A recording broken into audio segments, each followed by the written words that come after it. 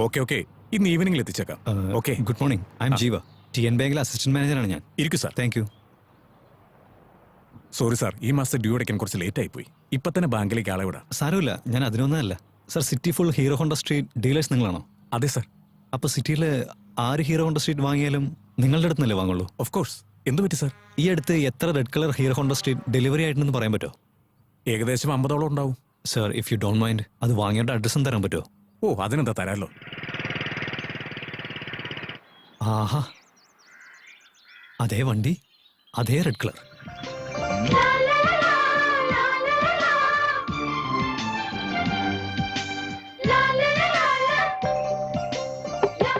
Hello, good morning madam. Hello, ഒന്ന് അകത്തേക്ക് വാ. മോൻ ഏത് നാട്ടിന്നാ വരുന്നേ? കണ്ടിട്ട് പുറത്തുള്ള ആളാണെന്ന് തോന്നുന്നു. ആ, അല്ല, നല്ല തണുത്ത വെള്ളം കുടിക്കുന്നോ അതല്ലെങ്കിൽ മോര് കുടിക്കുന്നോ? ഇല്ല വേണ്ട, അവിടെ പുറത്തൊരു ഹീറോ ഹോണ്ട സ്ട്രീറ്റ് ഇരിക്കുന്നില്ലേ, അത്. ഓ, പുറത്ത് കണ്ടായിരുന്നോ? ആ, വരുന്ന വഴി കണ്ടായിരുന്നു. ആ വണ്ടി മാത്രല്ല, ഇവിടെ കൊറേ വണ്ടികളുണ്ട്. സുലോചന,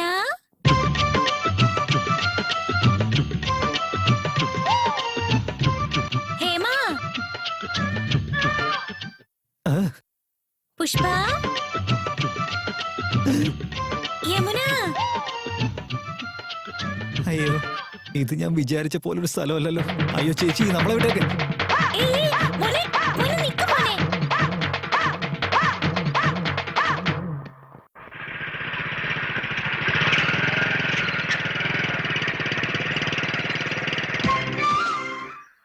അതേ റെഡ് വണ്ടി. മിസ് സൗന്ദര്യ, സൗന്ദര്യ.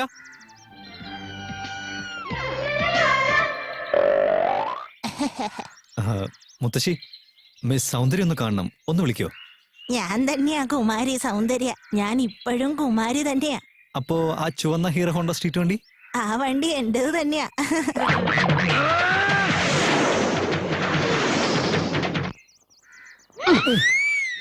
ആഹാ,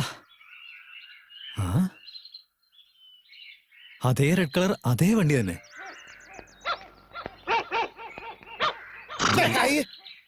ഈശ്വര, ഈ വണ്ടിയെങ്കിൽ അവളുടെ വണ്ടി ആയാൽ മതിയായിരുന്നു. ആരാ അത് വണ്ടിയുടെ ചുറ്റും നോക്കുന്നുണ്ടല്ലോ? ഈ കോളനിയിൽ ഇവനെ കണ്ടിട്ടില്ല. ഇവൻ വല്ല തീവ്രവാദിയോ കൊലപാതകയോ വല്ലതും ആണോ? ബോംബ് വെക്കാൻ ശ്രമിക്കുവാൻ തോന്നുന്നു. വെറുതെ ഒരു മണ്ടത്തരം പറയല്ലേ. അവന്റെ മോന്ത കണ്ട അറിയില്ല അവൻ കള്ളനാന്ന്. അവന്റെ കാര്യം എനിക്ക് വിട്ടേക്ക്, ഞാൻ ഡീൽ ചെയ്തോളന്നേ. ഡാ, നിന്റെ ഹൈറ്റ് എത്രയാ? 5'10". നിന്റെ വെയിറ്റോ? 68 കിലോ. ഒരു ദിവസം ഒറ്റ വീടാണോ? 3 സാർ. ഓ, ഒരു ദിവസത്തിൽ 3 ഡാ, ഇങ്ങ് വന്നേ. അല്ല, ഈ 2 വീലർ മാത്രമാണോ അതോ ഈ ബസ്, ലോറി, കാറ്? അല്ലല്ല, ഓൺലി ഹീറോ ഹോണ്ട സ്ട്രീറ്റ്, അതും റെഡ് കളർ മാത്രം. റെഡോ? അതിലെന്താ ഇത്ര സെന്റിമെന്റ്സ്? ഒരു ചെറിയ കമ്മിറ്റ്മെന്റാ സാർ. അവിടെ എന്താ മേടി കൂടെ വാർപ്ലെയിൻ പോകുന്ന ശബ്ദം കേട്ടു ഞാൻ. ഞാനൊന്നും കേട്ടില്ലല്ലോ. അതൊക്കെ മിലിറ്ററി സീക്രട്ടാ, നിനക്ക് മനസ്സിലാകാം. കള്ളാണല്ലേ? എന്താടാ, നീ പോക്കറ്റ് അടിക്കാരനാണോ അതോ മാലമോഷ്ടാവാണോ? എന്താ സാർ ഇത്? ഞാനെന്താ വല്ല കള്ളനോ റൗഡിയാണെന്നാണോ വിചാരം? സൂക്ഷിച്ച് സംസാരിക്കണം. അളന്ന് സംസാരിക്കാൻ ത്രാസും കട്ടിയും കൊണ്ടൊന്നും അല്ല ഞങ്ങൾ നടക്കുന്നേ. കള്ളന്മാരോടൊക്കെ എന്തിനാ സംസാരിക്കുന്നത്? ഫുൾ ടൈം നിന്നോട് സംസാരിക്കാൻ പറ്റും. ഒരു ചെറിയ ചേഞ്ചാ. പോലീസ് സ്റ്റേഷനിലേക്ക് വിളിച്ച് പറ. പോലീസ് ഒന്നും വേണ്ട, മിലിറ്ററിക്കാരനായ ഞാൻ വെക്കാനല്ലേ? അയ്യേ, ഇതെന്തോടോ മഴയോ? ഡാ, പോലീസിനെ ഫോൺ ചെയ്യ്. ഹലോ. ഡാ, ഫോൺ പിന്നെ ആരും ഒന്ന് എടുക്കൂടാ. എന്തിനാ തിരക്കൂട്ടുന്നേ? ഞാൻ കള്ളനൊന്നുമല്ല, ഇവിടെ പുതിയതായി വന്ന ബാങ്ക് മാനേജറാ. ഈ കോളനിയിൽ വീട് വല്ലതും വാടക കിട്ടുന്ന നോക്കാൻ വന്നതാ. പ്ലീസ് വിശ്വസിക്ക് സാർ. വാടകയ്ക്ക് ഒരു വീടല്ലേ, ആളെ പൊട്ടരാക്കാൻ നോക്ക. അല്ല സാർ, നീ വാടകയ്ക്ക് വീട് നോക്കി വന്നതാണോ അതോ ഈ വണ്ടി ഇവിടെ ഉരുട്ടിക്കൊണ്ടു പോവാൻ വന്നതാണോ നീ ഇപ്പൊ മനസ്സിലാക്കി തരടാ.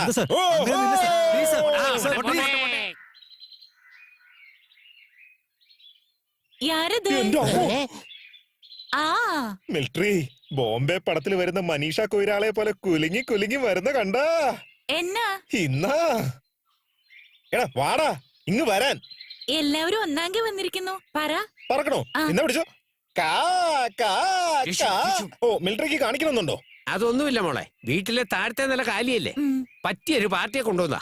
വാടക നിങ്ങൾ തമ്മിൽ കമ്മീഷൻ എനിക്ക് തന്നേക്കാം. അവൻ ഈ വീട്ടിൽ താമസിക്കുന്നില്ല എന്നുണ്ടെങ്കിൽ കള്ളനാന്ന് ഉറപ്പാ. ആ ചേച്ചി ഉങ്ക വീട്ടെ പറ്റി പറ. വാടക 3000 രൂപ, കറണ്ടിന് 400 രൂപ, ബാത്റൂം 100 രൂപ. ചേച്ചിയുടെ ബാത്റൂം കഴുകാൻ അവൻ 100 രൂപ തരണോ? അവരോട് ബാത്റൂം തന്നെയാ. അപ്പടിയാ. കേബിൾ ടിവിക്ക് 200 രൂപ. മൊത്തം അവളതാ. ഇഷ്ടമുണ്ടെങ്കിൽ എടുത്തുക്കോ. പിന്നെ അഡ്വാൻസ് 30,000 രൂപ. അവന്റെ വാടക വെച്ചിട്ട് പുതിയ വീട് പണിയാൻ നോക്കുകയാണോ? അയ്യോ, ഓവർ റേറ്റും ഓൾഡ് വീടും എനിക്കിതൊന്നും സെറ്റ് ആവില്ല സാറേ. ആ അപ്പൊ ഇവൻ കള്ളൻ തന്നെയാ. ഓ, ആവശ്യമില്ലാത്ത പറയരുത്. ഞാനെന്താ ആവശ്യമില്ലാത്ത പറഞ്ഞേ? എനിക്ക് വീട് ഇഷ്ടമല്ല, റെന്റും ശരിയാവില്ല. ഞാനിവിടെ നിൽക്കുന്നില്ല. ഓക്കെ, അങ്ങനെയാണെങ്കിൽ നിങ്ങള് ഈ വീട്ടിൽ വന്ന് താമസിച്ചോന്നേ. മുഴുവൻ വാടക കൊടുക്കാൻ പറ്റാതെ എന്റെ ചേട്ടൻ ഇവിടെ കഷ്ടപ്പെട്ടുകൊണ്ടിരിക്കുക. നിങ്ങൾ ഇവിടെ വരുവാണെങ്കിൽ എന്റെ ചേട്ടന്റെ മനസ്സിന്റെ ഭാരവും കുറയും, എനിക്ക് ഒരാശ്വാസവും കിട്ടും. എന്തു പറയുന്നു? അതെ, അവൻ ഇങ്ങോട്ട് വന്ന നിനക്ക് എന്താ ആശ്വാസമാടി? എടി സാരിയൊക്കെ പോയി എടുത്ത് അങ്ങോട്ട് ഉടുക്ക്. അല്ല, നിങ്ങൾക്ക് കുറച്ച് ഹെൽപ്പ് എനിക്കൊരു കോപ്പം വേണ്ട, നീ പോയേ. എന്തിനാ ഇങ്ങനെ സംശയിക്കുന്നേ? ഛേ. ഡാ, നീ എന്തിനാ അങ്ങോട്ട് നോക്കുന്നേ? അതിനു മുമ്പ് ഇങ്ങോട്ട് നോക്കി നിന്നല്ലേ? ഞാൻ അവിടെയല്ലേ നോക്കിയത്. ഇപ്പഴല്ലേ അങ്ങോട്ട് നോക്കി, അതിനു മുമ്പ് ഇങ്ങോട്ട് നോക്കിയില്ലേ? അയ്യോ, ഞാൻ നോക്കിയില്ല. പോയി കാണണ്ട. ഇല്ലെന്നേ. പോയി നോക്കടാ. ഞാൻ ആളുകൾ നോക്കിയില്ല. കാണുമ്പോ മാത്രമേ മര്യാദ ഉള്ളല്ലേ? ഞാൻ പറയുന്നത് കേക്ക്. ഞാൻ പോയി നോക്കിയിട്ടില്ലെന്നേ. നോക്കടാ. ഡാ, പോയി പോടാ. വേണ്ട. ഞാൻ പോടാ. മേജർ അങ്കിൾ, അവിടെ എന്താ ഒരു പ്രശ്നം? അതൊന്നുമില്ല മോളെ, ഒരു കള്ളത്തിരുമാലി എന്റെ കൈപ്പെട്ടതാ. എന്താ അവിടെ? ഏതൊരു കള്ളനാണെന്ന്. അല്ല, ആ പെണ്ണ് ആ വീട്ടിലാണോ? ആ വീട് ആ പെണ്ണിന്റെ തന്നെ. ആ പെണ്ണ് അങ്ങേ താമസിക്കുന്നത്. ശരി, ഞാൻ പോയിട്ട് വരാമേ. മോള് സൂക്ഷിച്ചു. ഓക്കെ അമ്മേ. ഡാ, നീ ഒരു പെരും കള്ളനല്ലേ? അയ്യോ, ഇപ്പൊ നിങ്ങൾക്ക് എന്താ വേണ്ടേ? വാടകയ്ക്ക് താമസിക്കണം, അത്രയല്ലേ ഉള്ളൂ. ഞാനതിന് റെഡിയാണെന്നേ. അതെ ചേച്ചി, എനിക്ക് വീട് ഇഷ്ടമായി. വാടക എത്രയായാലും കുഴപ്പമില്ല. അത് മാത്രമല്ല, നിങ്ങളെയൊക്കെ കാണുമ്പോ മരിച്ചുപോയ എന്റെ ബന്ധുക്കളെ പോലെ തോന്നുന്നേ. എടാ, ഞങ്ങൾ എന്താണ് പ്രേതങ്ങളോ? സൂചി ബാബു ഒന്ന് ഓടിക്കോ. എന്തിനാണ് അങ്ങനെ സൂചി കൊണ്ട് കുത്തുന്നേ? എന്റെ പേര് സൂജി ബാബു. ഞാൻ ഇവരുടെ മകനാ. എനിക്ക് ഡെയിലി ചോക്ലേറ്റ് വാങ്ങി തന്നില്ലെങ്കിൽ ഇനിയും കുത്തും ഞാൻ. വാങ്ങി തരാം മോനെ. ഇത്രയും ചില വിചിത്രമായ ക്യാരക്ടേഴ്സിന് നടുവിൽ ഒരു പുതിയ ബാങ്ക് മാനേജർ ഇവിടെ വന്ന് സെറ്റിലാക്കാൻ പോവാ. ഇനി മുതൽ അങ്ങോട്ട് കഥയ്ക്ക് ചൂട് പിടിക്കാൻ പോവാ. യെസ്.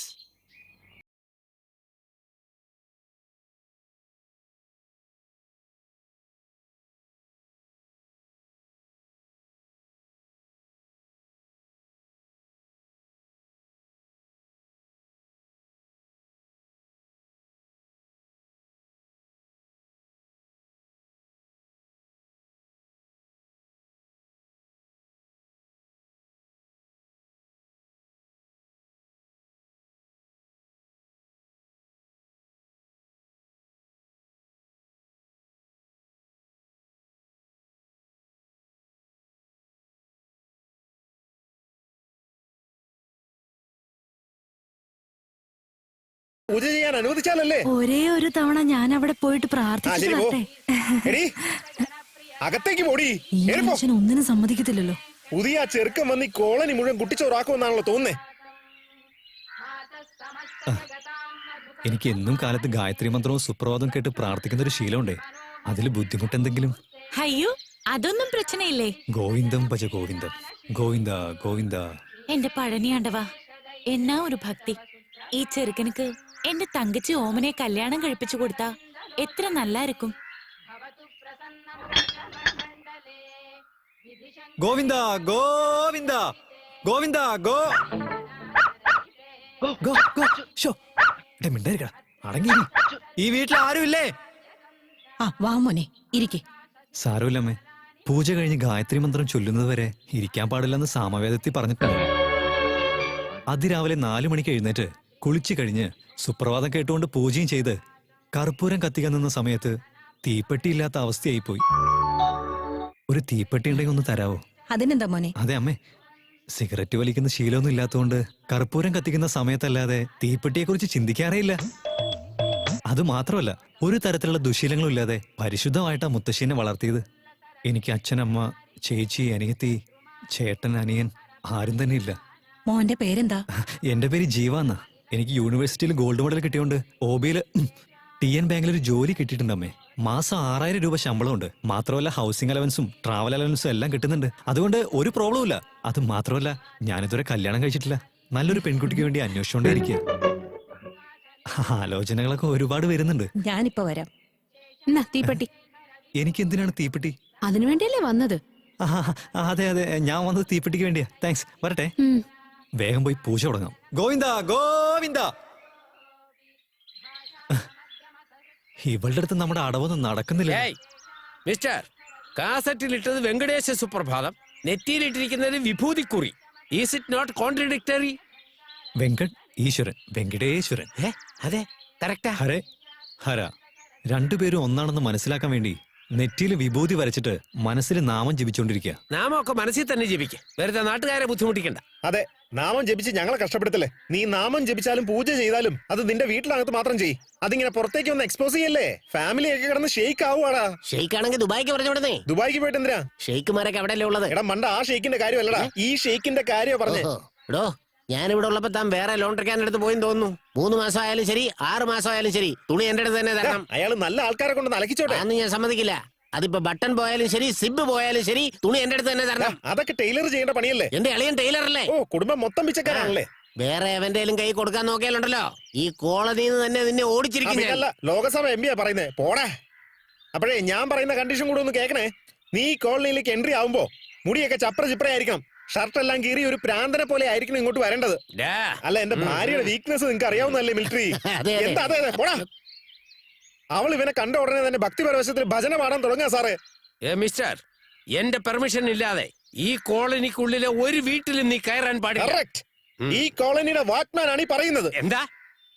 എന്നെ പറ്റി നിനക്കറിയില്ല. നിങ്ങളെ പറ്റി ഞങ്ങൾക്ക് പോലും അറിയില്ല, പിന്നെ ഇയാൾക്ക് എങ്ങനെ അറിയാനാ? ചുപ്.